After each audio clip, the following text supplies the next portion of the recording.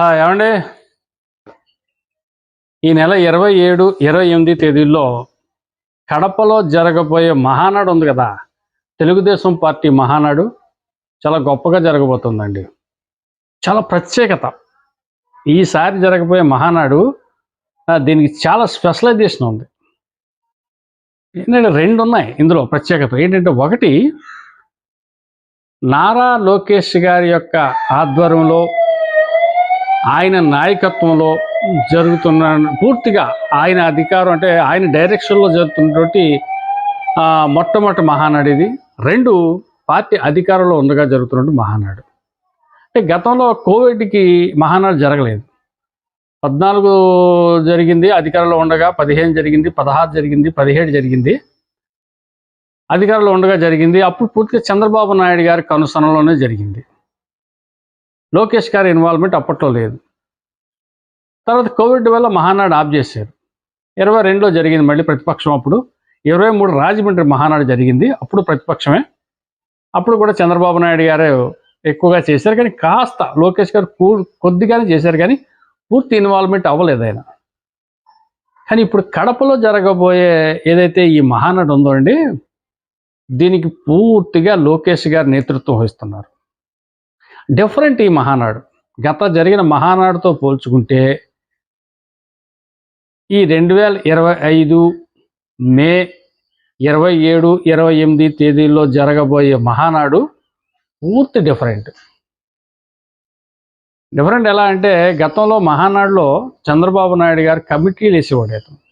ఆహ్వాన కమిటీ, పాల కమిటీ, మధ్య కమిటీ, అదేదో కమిటీ, ఇదేదో కమిటీ వేసి ఆ కమిటీకి బాధ్యతలు అప్పించి వాళ్ళే చేసుకోమని కూడా ఓకే, సక్సెస్ అయ్యింది.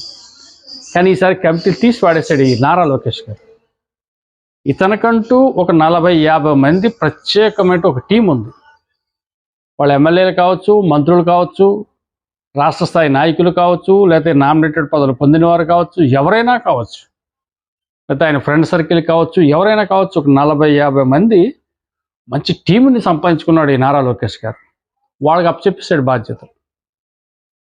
కడపలో మీరు ఇలా చేసుకోండి, స్టేజ్ ఇలా కట్టాలి, ఇంతమంది రావాలి, మ్యాక్సిమం 6 లక్షల మంది అంచనా వేస్తున్నారు, అంతమంది వచ్చి తీరాలి, అక్కడ వచ్చే వాళ్ళకి ఏర్పాట్లు ఇలా ఉండాలి, పార్కింగ్ ఇలా ఉండాలి. సో ఇలాగ చెప్పేసి 40-50 మంది టీంకి అప్పచెప్పేసాడు ఇతను పూర్తిగా. కమిటీలు లేవు, ఇంకోటి ఏమీ లేవు. ఇంకోటి ఏంటంటే, అధికారంలో ఉంది కాబట్టి ఎవరి దగ్గర కూడా ఒక్క రూపాయి తీసుకోవట్లేదు. మహానాడుకు సంబంధించి నా బాగా గుర్తు, 22, 23 మహానాడులో 22 ఒంగోలు అయింది, 23లోనేమో రాజమండ్రిలో అయింది. టీడీ జనార్దన్ గారు విరాళాలు ఎక్కువగా సేకరించి పార్టీకి ఇచ్చాడు అతను. కానీ ఈసారి ఆ పరిస్థితి లేదు. ఎవరి నుంచి కూడా ఒక రూపాయి తీసుకోవట్లేదు. మేబీ ఎవరైనా ఒక కార్పొరేట్ సంస్థ యజమాని ముందుకు వచ్చి ఈ కడప మహానాడు అంతా నేను చేసుకుంటా అంటే అతనికి అప్పచెప్పేస్తారేమో, కానీ బహుశా అటువంటిది జరిగే ఉండొచ్చు మేబీ. అంతేగాని వ్యక్తిగతంగా ఎమ్మెల్యేల దగ్గర కానీ, కార్యకర్తల దగ్గర కానీ పుస్తకం పట్టుకెళ్ళి మాకు మహానాటికి మీరు ఏమిస్తారనే పరిస్థితి లేదు, ఇప్పుడు దాకా లేదు, ఇక ఉండదు కూడా. ఇండికేషన్ వచ్చింది పార్టీ నుంచి, ఎవరయ్యో రూపాయి అవసరం లేదని. ఎంత పార్టీ పెట్టేసుకుంటారు. అది ఒక కార్పొరేట్ సంస్థ వాళ్ళు కావచ్చు, ఇంకొకటి, ఎందుకంటే అధికారంలో ఉంది కదా. ఇప్పుడు మహానాడు చేస్తే వాడికి ఏదో పని చేస్తారు. కాబట్టి ఫండింగ్ బాధ అయితే లేదు. టీం కూడా చక్కని టీం ఉంది.